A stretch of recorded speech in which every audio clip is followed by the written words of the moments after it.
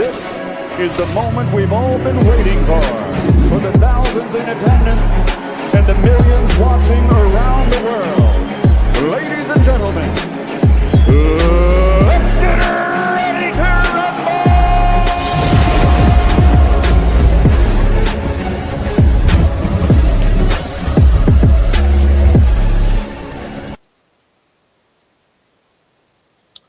Welcome to another Chokeslam Wrestling Report, and today we are going to be talking about the SummerSlam tonight review and my take on this event. I mean, number one, they didn't sell out any of those 2 days.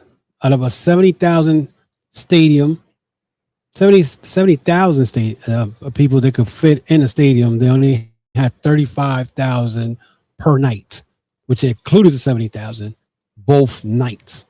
And we saw this and whatnot. And of course, WWE, there was a lot of stuff that night that pretty much tells you where WWE mindset is.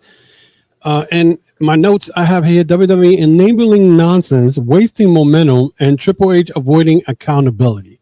Now I say that because Triple H said a couple of things after the event and whatnot, talking about how people are either getting over or not and whatnot. So at the end of the day, it's crazy for what I saw. But night one pretty much showed you where the mindset is. And of course, WWE SummerSlam 2026 has some strong moments and a few genuinely good matches. But overall, the show exposed many of the problems that have been frustrating fans with WWE's current creative directions. There were questionable finishes, talent losing momentum, championship decisions that made little sense, and storylines that felt rushed or completely unnecessary. And once again, the biggest question coming out of the show is, what exactly is Triple H trying to accomplish with this booking? And that's the question that left me wondering some of these things, because at the end of the day, the Liv Morgan and Iyo Sky match, that match alone, I said to myself, okay, Liv Morgan is about to lose the belt. But a simple fact, the woman has had that belt for over 100 days and whatnot. And at the end of the day, I'm like wondering, okay, is Triple H going to do the right thing? And the right thing is to, hold on one second. The right thing is to take the belt away from Liv Morgan. You know what I'm saying? For the simple fact that Liv Morgan has had that belt for 100 days, has not defended the belt for 100 days. Now, a lot of people are saying, oh, it's creative's fault because she is not defending the belt. Now, you will think that Liv Morgan being there for so long and whatnot, and not only that, but the fact that she's being there, like she doesn't have no input on her creative. Like she could go to any of these writers and say, oh, I would like this and I would like that. But no, she's not even doing that, because in the promo before the match, she claimed, I'm glad that I had 100 days with the belt and have not defended. So what? And I'll have it another 100 days, and even 1,000 days. Even she even made a reference to maybe I'll have it 1,000 days. What that does tell you right there is that WWE doesn't care about the belts. They don't care about any of the belts, to be honest, because the only belt that they matter right now is Roman Reigns. Now, all of a sudden, the secondary belt is the most important belt. You know what I'm saying? So it just makes no sense to me and whatnot. You know what I'm saying?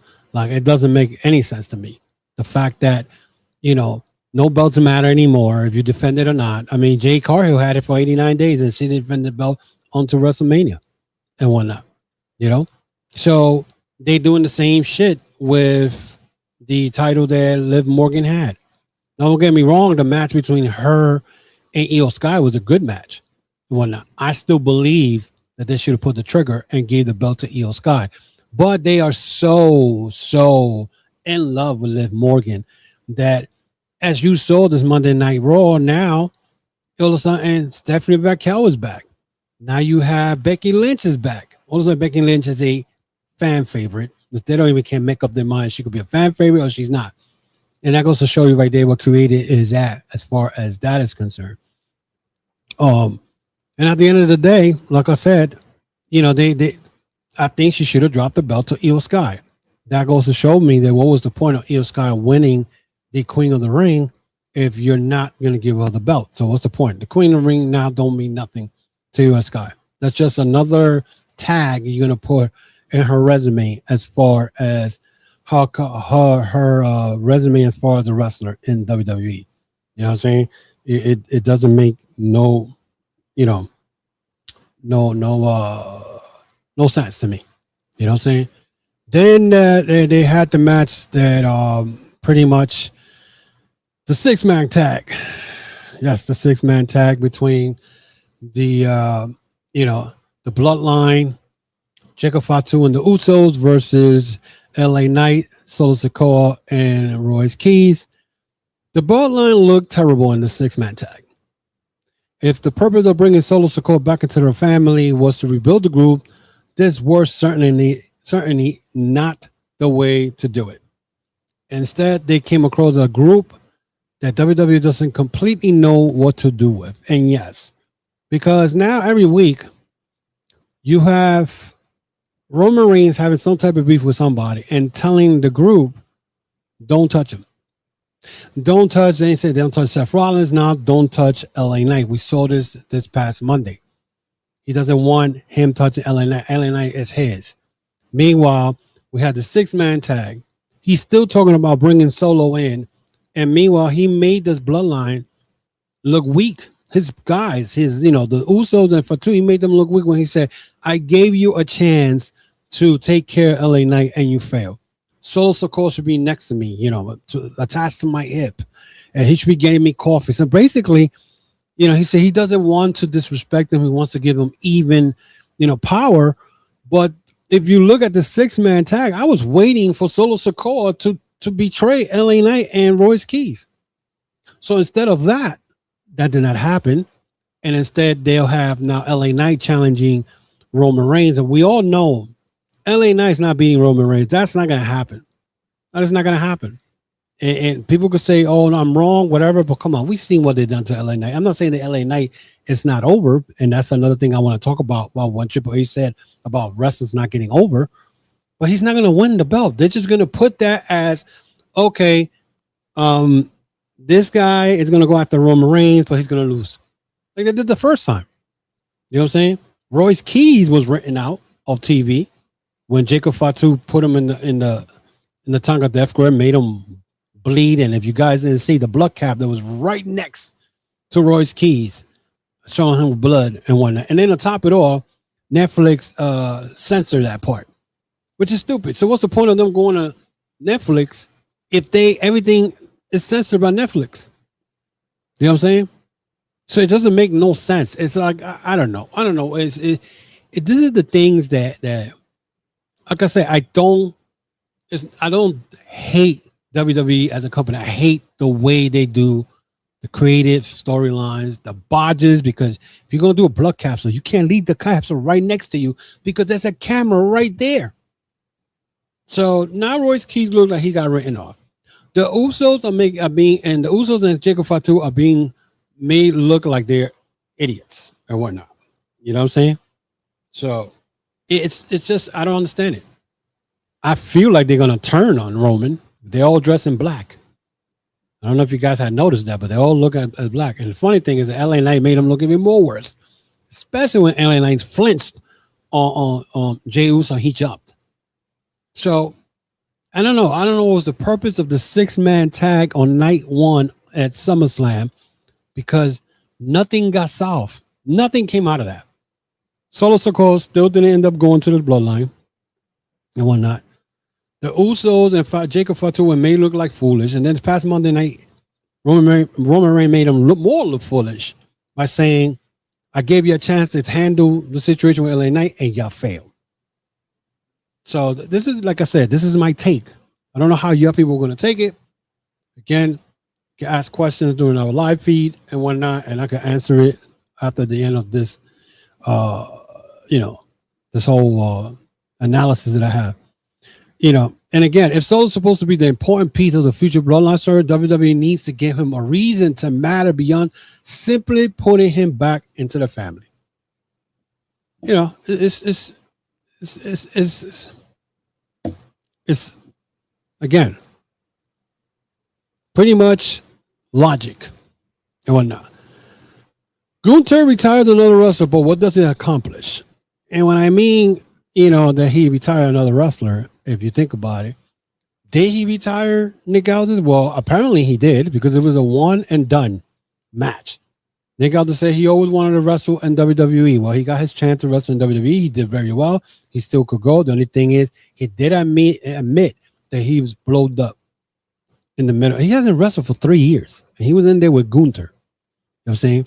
But my question with the Gunther thing is, was this match more of, having Gunther and whatnot retire another wrestler? See, the Nick Aldis versus Gunther match, this is my notes on this, felt like a one and done situation, which it was. Gunther gets another victory, another wrestler gets added to the list of people he supposedly retired, and then what? You know what I'm saying? What is this list actually doing for Gunther? That's a lot of questions people have been asking for months. What does this list do for Gunther? You know what I'm saying? If WWE wants Gunther to have this reputation as the man who destroyed careers, there needs to be a bigger story attached to it. And I got you a story for you. How about Gunther versus Randy Orton? Randy Orton is known as the Legend Killer. Gunther's retiring wrestler. Why we don't have that match? If they already have had it. I don't remember they ever wrestled. He gets his general manager position also. Nick Aldis get his general manager position also. Only the WWE make him look like a clown while he's preparing to hand his resignation letter to Triple H. And again, of course, Triple H has to be involved and whatnot. This is another example of WWE inserting Triple H into a segment instead of allowing the actual time to carry the story. What does Triple H have to be involved in, in every segment, some segment in the pay-per-view? You know what I'm saying? It don't make no sense to me, because he make Nick Aldis look like a fool. Nick Aldis lost. Now, I'm going to give my resignation since that's what I came for. I came here to be a general manager, and since I lost, now he's my resignation. And here comes Triple H, breaks the resignation. No, you're back to general manager position. What's the point? What was the point of taking the general manager position? And what was the point of him wrestling if it's going to be a one and done just because he wanted to wrestle in WWE? And then you put him in the ring with Gunther, and Gunther is not doing nothing with this list of wrestlers that he supposedly retired and whatnot. And it's not doing nothing for him. A lot of people asking, he's boring. He's this. I don't find him boring. I like how he wrestles and everything. It's just WWE does not know what to do with this man. This man is beating up everybody. He wants to be involved in every world title match. We're seeing it and whatnot. So, I don't know. To me, Gunther right now, he has gotten more world title shots than I don't know what. And number one contender spots. You know what I'm saying? If you're going to make him a wrestler who's destroying careers, you got to do better than this. You know what I'm saying? The Bella twist was obvious, but now WWE has a problem. And I'm talking about the Bella twins. And Brie Bella and Paige were the women's tag team champions. Now, if people thought that, Nikki Bella was not going to turn Paige, then you must have been blind since we all knew this was going to happen. The Bella twins turning on Paige was predictable. It was. This wasn't a shocking development because the WWE audience had been seeing the pieces come together for months. I saw it in WrestleMania. But now WWE has another problem because Brie Bella is injured. That immediately creates uncertainty where this storyline is going to go next. You want to solve the problem? Paige versus Nikki Bella. Yeah, we're going to see a boring ass Divas era match I don't care for, because I don't care for any of these women. The big issue is that WWE waited so long to pull the trigger on the angle that now the company has to figure out how to continue the story with one of the key players potentially being available. And now the word is that Brie Bella is going to be out for almost 6 months. That's a shoulder injury. You know what I'm saying? And this came from Jesse James. I think she drop kicked Brie Bella against the damn stairs, and that's where the injury came from. But at the end of the day, it's not that hard. It's almost a Bella twist, and it was obvious. Of course, it was obvious, but now they got a problem. I don't think they got a problem. The problem is now is leave Brie Bella recover, right? Have Nikki Bella have this feud with Paige, carry it on until she comes back. It's not that hard. It is not that hard. You know what I'm saying? It is not that hard. But WWE is gonna make it. They're gonna try to do something out of it. We'll see what happens. Again, I really don't care for it because Brie Bella, Nikki Bella, I don't even know why they in WWE to begin with. To be honest, you know what I'm saying? Whatever.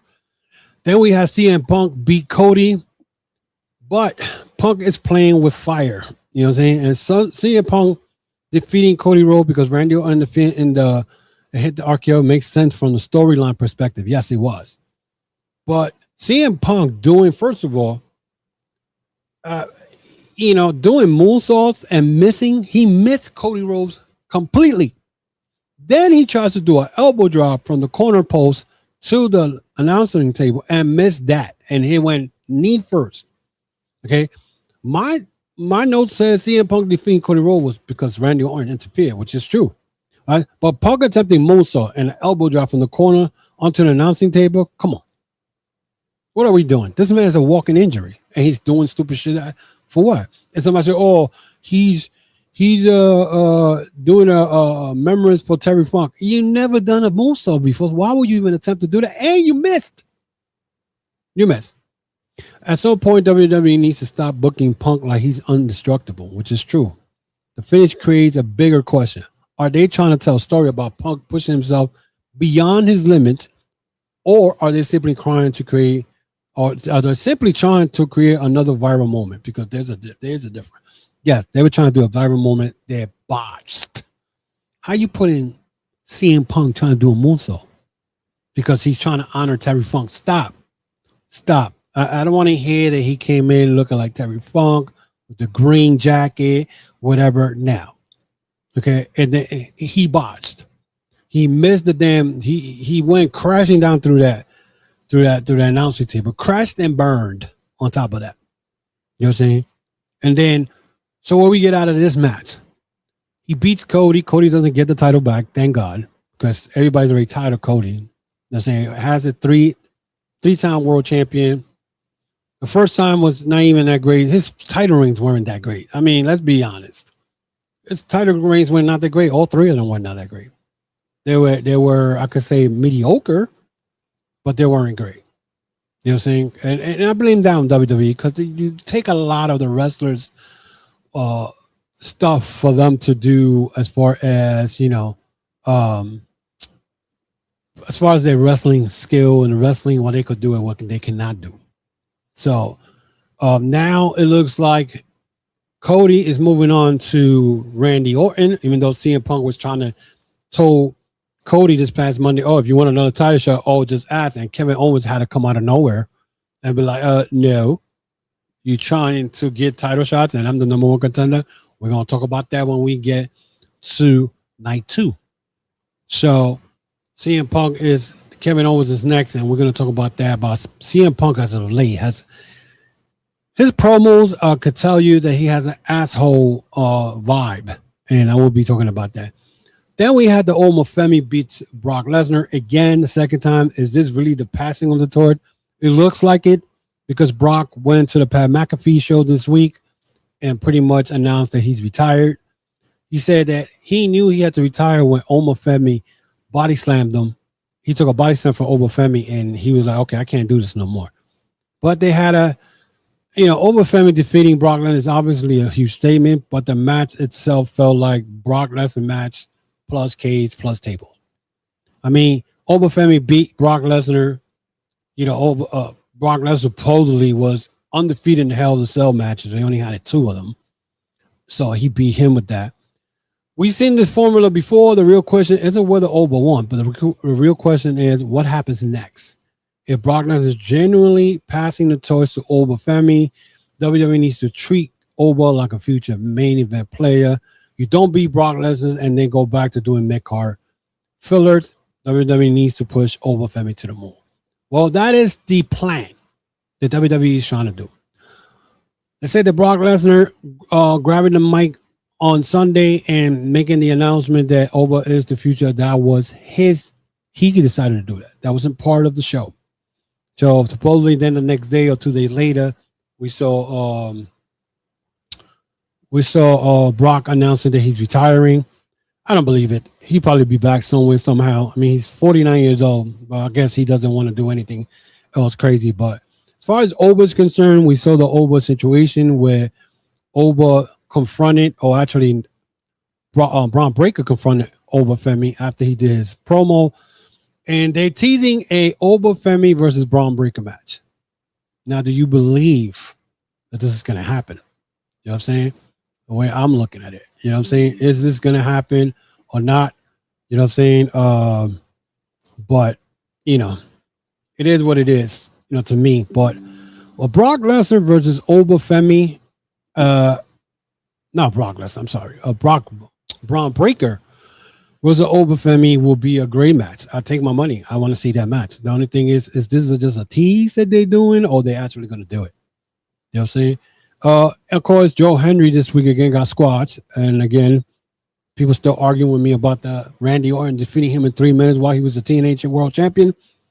I proved my point. I don't want to hear shit because I proved my point. He's going to be a jobber, and exactly what he is, a jobber. So, the Oba Femi, we'll see what happens. When the hell is he going to get the title shot? Since he won the King of the Ring. That is the question. You know? When is he going to get a title shot? So we move on to night, 2. But before that, let me, I think I'm reading here. It says, otherwise, beating Brock becomes another name in his resume instead of defining moment of his career. That's what I just said anyway, so it don't matter. But anyway, the night 2. Let's go to night 2. And night 2, we had the Finn Balor versus Sami Zayn. And at the end of the day, it was crazy because then we had General Manager Nick Aldis, as he returned to his post, announced that Gunther was going to be part of this match between Finn Balor and Sami Zayn for the #1 contender. Again, what I said earlier. Again, Gunther being part of another 3-way, 4-way, whatever you want to name, world title shot over and over. It's kind of reminds me of Baron Corbin, 2020, 2021. Okay. The #1 contender situation was a mess. Finn Balor was arguably the biggest loser coming out of this entire situation. Why? Because then Kevin Owens was included in this. Think about it. Balor hasn't won the Universal Championship in approximately a decade, right? That was the last time, but the Universal Champion is no longer around. And when he finally gets another opportunity to move toward the top of the card, WWE throws him into an out of nowhere 4-way situation.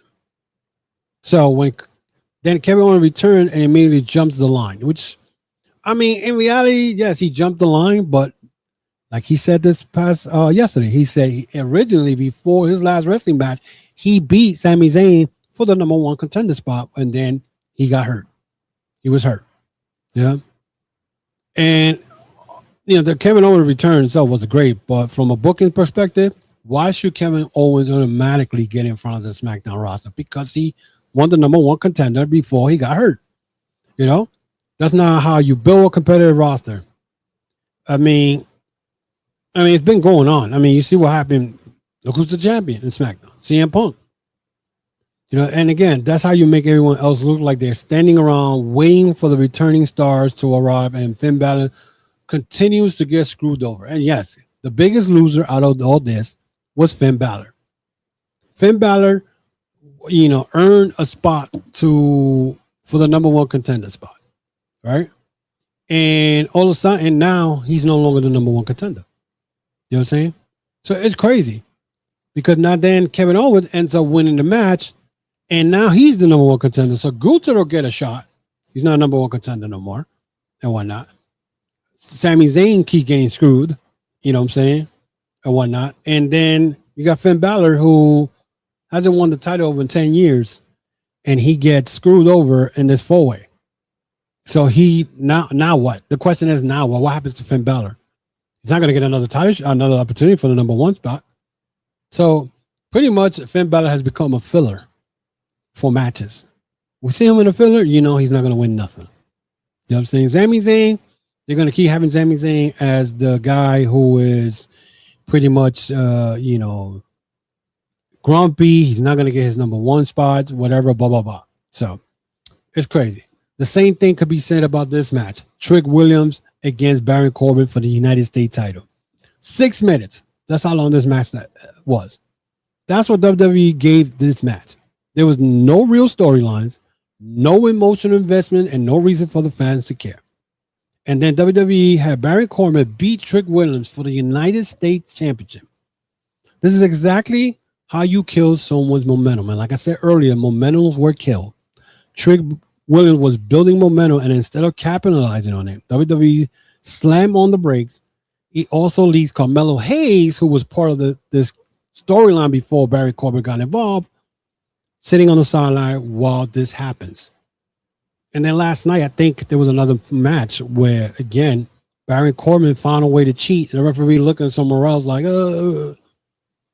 So Baron Corbin comes out of nowhere. This guy, Baron Corbin, I remember, like I mentioned his name.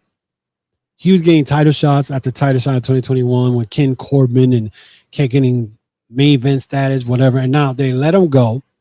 He comes back, jumps into a storyline that had nothing to do with him, gets into a match at SummerSlam with the United States champion, Trick Williams. They only give him 6 minutes and whatnot. And then to top it off, Baron Corbin wins the title. And the excuse that people are giving, they're going to move Trick Williams to the world title picture. Why? He just killed his momentum. Doesn't make no sense. It doesn't make no sense at all. You know what I'm saying? It doesn't make no sense at all. Because at the end of the day, you know what I'm saying? What are you going to do with Trick Williams? You know what I'm saying? You're going to move on up to the main event status, to the main world titles picture. You had something going with this man.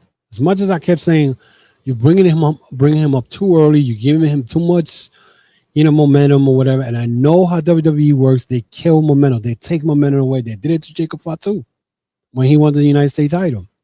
Sikoa beat him for it. So, and then Carmelo Hayes is not even in the SummerSlam card and whatnot. So it makes it even worse. You know what I'm saying? So it's ridiculous. That's not creative. That's laziness. Then we had Chelsea Green wins the title. It contradicts her own story. And I bring it to the part where, Unreal. During the winter time, they had Unreal with Chelsea Green where Michael Hayes claimed that Chelsea Green is not world title material. She's only there in the company to enhance people like Charlotte. That's exactly what he said. Okay, exactly what he said. Right? So Chelsea Green becoming WWE World Champion creates an interesting contradiction. On Unreal, Michael Hood and Triple H essentially presented Chelsea as someone who was useful for enhancing other talents such as Charlotte Flair and others, like I just said right now. Now she's world champion, so what changed? Was that previous assessment wrong? Or is Chelsea simply being positioned as another transitional champion? That's the biggest question, because WWE has already demonstrated that they could get someone championship without having long-term plans for them. Exhibit A, Sami Zayn. Just look what happened to Sami Zayn. I just said that. So the question is, whether Chelsea Green deserves the opportunity. The question is, does WWE actually have a plan for Chelsea Green as champion? Well, as of yesterday, the news came that Rhea Ripley had a surgery, I think a couple of days ago. So that lets me to believe that she's going to have to vacate the belt. So Chelsea is not the interim champion anymore. So she won this 5-way ladder match. That means that she is the actual undisputed champion. But the question is she is a what we call a transitional champion. Because right now, if you look at that SmackDown roster, you really don't have anybody. And I don't want to hear that, oh, Charlotte or Alexa Bliss. No. Not even Jay Cargill, especially Jay Cargill, who only defended the belt once in 89 days.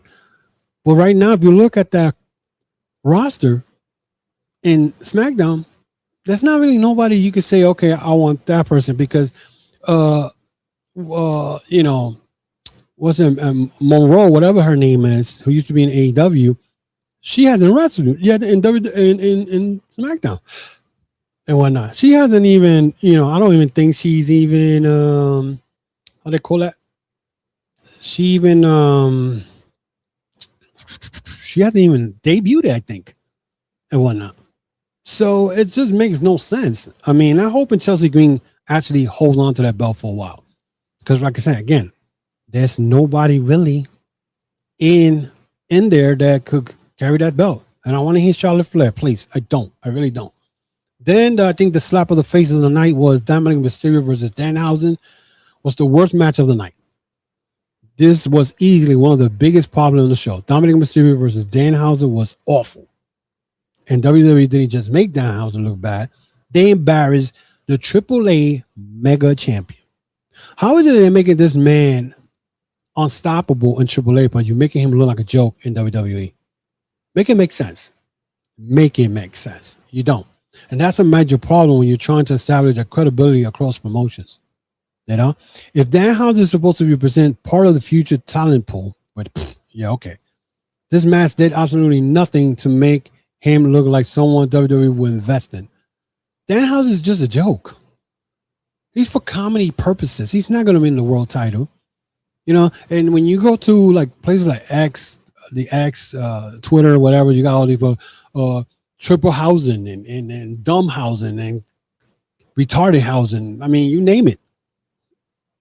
Instead, WWE made him look like a joke. That's what they made Dominic look. And that's exactly the problem. Danhausen is being presented as a joke. Is that the character WWE wants? Fine. Yeah. But don't expect fans to suddenly take him seriously when the company decides it's time to push him. They're not going to take him. And he's not going to be world champion. I don't even see that happening. I don't. I really don't. Then we had Penta versus Chad Gable. This was one of the best matches of SummerSlam. You know what I'm saying? Penta versus Chad Gable was one of the best matches of the night. The athleticism, pacing, and chemistry made this match stand out. Yes. Two great wrestlers. But Gable winning the Intercontinental feels about 2 years too late. And that is true. Because he should have beaten Gunther for the Intercontinental title 2 years ago. And they chose not to. They chose to continue having Gunther win. Instead, they give it to Sami Zayn. Which Sami Zayn should have never won the Intercontinental Championship to begin with. Still, Gable winning the IC champion was positive coming out of the show and one of the night's top 2 matches. Yes, it was. You know what I'm saying? Because night one, I mean, we could go to night one right now. And night one match was good. I mean, the Oba Femi was pretty good. CM Punk, Cody match was all right. Started mass slow. Oba Femi, Brock Lesnar was more WrestleMania all over again. But the top 2 matches of the night, the whole SummerSlam, was Penta versus Chad Gable, and the one I'm about to talk to right now, which is Roman Reigns versus Seth Rollins.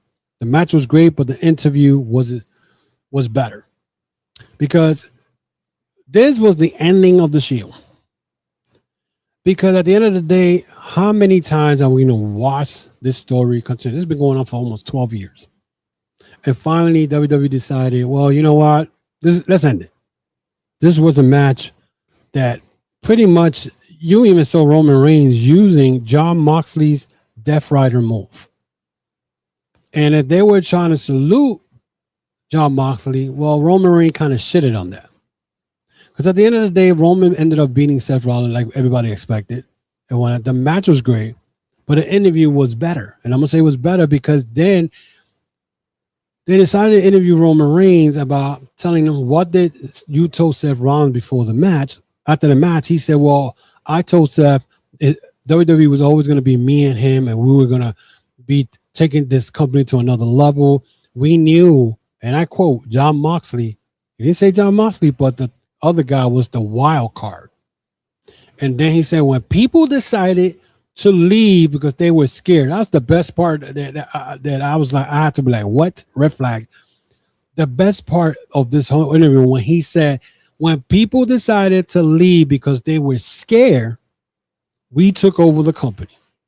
Well, what he didn't mention was that Dean Ambrose was being used and his character was being changed to look like Bane for fucking Batman. And they weren't doing shit with his character. Meanwhile, Roman was getting pushed to the moon. Seth Rollins was being pushed to the moon. Meanwhile, Dean Ambrose, the third wheel, was pushed mediocre, and then they put him looking like Bane with a fucking mask. And he decided to leave. He had the balls to leave. Now I'm waiting for some type of some reply from Jon Moxley. He hasn't. He probably doesn't care, because at the end of the day, the man's been 4 times AEW World Champion. He's carrying that company, AEW, even when there was so many bullshit going on with that company and whatnot. You know what I'm saying? It was crazy. But nobody should have been shocked by this result. The match between these guys. The match delivered. Roman and Seth have the history, chemistry, experience to create a 5-star level match however, the real conversation comes out of this wasn't necessarily the match. It was Roman's interview afterward. Roman taking a shot at Jon Moxley basically suggested that Moxley was scared and ran away, was exactly the type of personal trash talk that gets wrestling fans talking. And it's true, because at the end of the day, you know, this had people talking. You know what I'm saying? So, and whatnot. So it's crazy. Let me see. I haven't been looking at that. When it comes to, they say, blame the booking for Cody's title reign. They didn't book him right. The only great few AJ Styles, Kevin Owens, but that's it. Poor booking as champ because of TKO. What's up, Ivan? Much love. Yeah, I mean, yeah, you could only blame the company, and you know what I'm saying? And yeah, Feliz Saldo, mi hermano. I had the comments blocked while I was reading through my notes, so my apologies. We're not. He said, we'll see how they book Oba Femi, right? Well, we'll see if they're going to do right by him. It said there should be Mania match. We may get a tease during the Rumble. You know that the Rumble may be a 2-night event after next year? Ridiculous. They buried him. They buried Finn, which sucks. Yeah, they've been burying him. Since 2016, they buried him. So this is recorded. No, it's not recorded. I've been having problems with my damn my streamline. This is not recorded. This is live. Whatnot. Chelsea Green deserved it. Happy for her, but they should introduce her as the new women's champion. And the messed up part is they made her take the pin last night, which is BS. They should have. What? I didn't even see that match. So she took a pin from Tiffy? Come on. You got to be kidding me.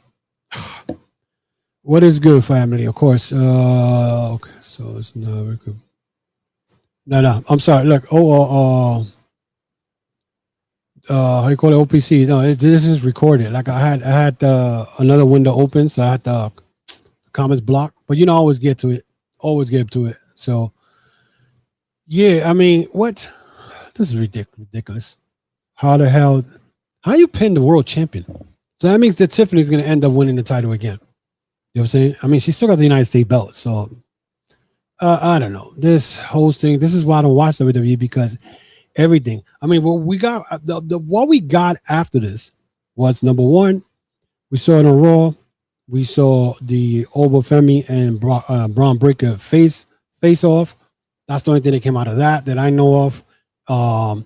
The Stephanie Raquel returning.